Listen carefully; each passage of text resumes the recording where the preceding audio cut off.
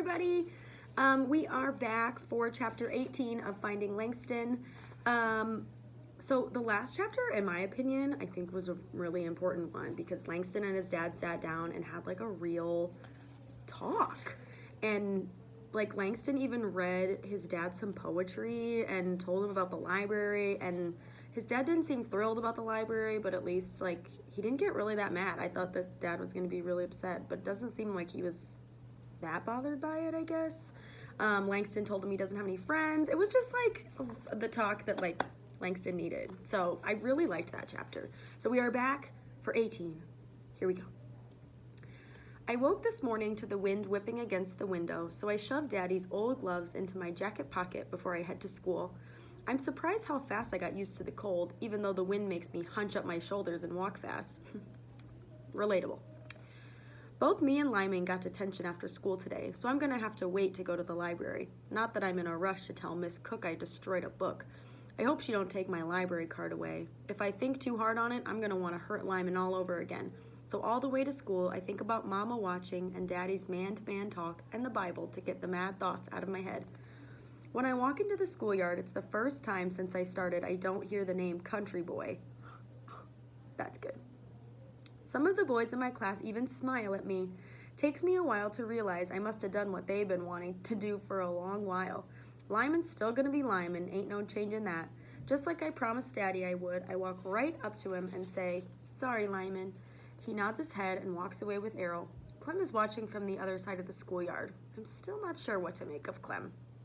Detention is 1 whole hour. A man teacher, who looks mean as can be, sits at a desk in front while we sit in desks in a classroom not saying a word. Anybody says anything gets another day of detention. But this ain't nothing like library quiet. More like jail quiet. Half the older boys in the room I've never seen before and I don't want to see again. Lyman knows a few though. Shocker. When detention is over, I rush to get my books and get out of the classroom, but there's no need to rush today.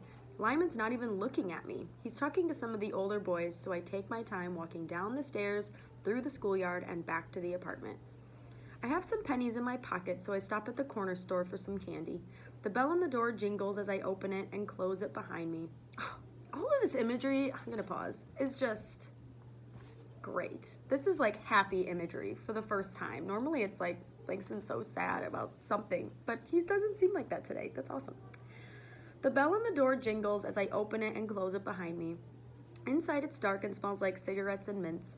Mr. Jackson sits on his stool listening to the Cardinals and Red Sox game on the radio behind the counter, an unlit cigar hanging out of the corner of his mouth. Boys at school have been talking about the World Series. Seems in Chicago everybody's a baseball fan but me and Daddy. Even though I know exactly what I'm getting, I take my time walking up and down the case, running my hands along the wooden counter. Finally, I grab a roll of Lifesavers and put my pennies in Mr. Jackson's fat, sweaty hand. He puts the money in the register and reaches back to turn up the knob on the radio. I look in the window of the shoe store next door, wondering if Daddy's going to be able to get me some new shoes before the winter comes.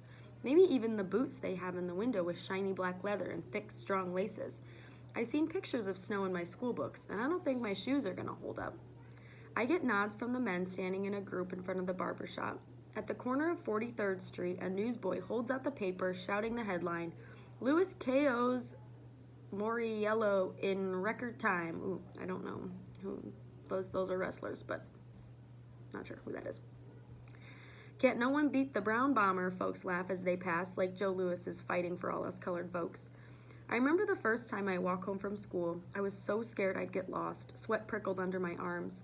Everywhere I looked, folks looked like they were moving so fast, I wondered why everyone was in such a hurry. Now I can't tell if folks have slowed down or I just sped up. Up ahead, I see Miss Fulton sashaying toward the building. I see some men tipping their hats to her face, then turning to look at her behind as she walks past.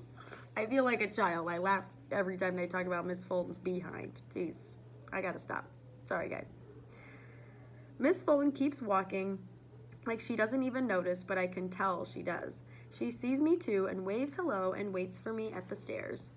"Well, hello, Langston," she smiles. Ever since the week when Daddy went away, Miss Fulton is acting like we are best buddies. She's fine and all, but I'm not sure whether she's being nice because of Daddy or nice because of me. Hello, Miss Fulton. I was hoping I'd see you, she says. Ma'am, I ask. I wanted to show you a new book of poetry I found. I thought you might like it. By Langston Hughes? Because I read nearly all the ones in the library. I know I'm talking fast and excited, but I can't stop. Speaking of the library, did you ever talk to your father? She asks. Yes, ma'am, I say, and he don't mind me going to the library. I don't know when lions started coming so easy to me. I'm sorry, Mama. Didn't I tell you he wouldn't mind? She says. Yes, ma'am. Well, I'll drop my book by tomorrow, she says at her door. Thank you, Miss Fulton. The cold follows me into the apartment. Daddy says the landlord turns on the heat only when he's in the mood, so I guess he ain't in the mood today. I ain't allowed to light the stove, so I'm going to be cold till Daddy gets home. That's it.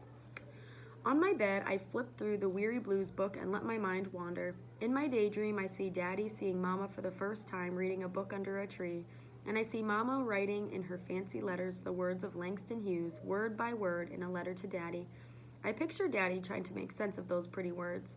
He said he didn't know nothing about poems, but when he left everything else behind, he kept the words she wrote, tied in a ribbon, and brought them all the way to Chicago. She never told him that Langston Hughes made her heart sing the way he does mine, that she wanted to name her baby boy after the poet she copied in her letters. I ain't got the heart to tell Daddy those weren't Mama's words. Seems like Mama left us both with her secrets, and we bound to keep it that way. That is the end of chapter 18.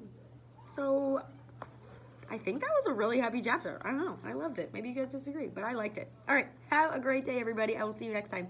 Bye.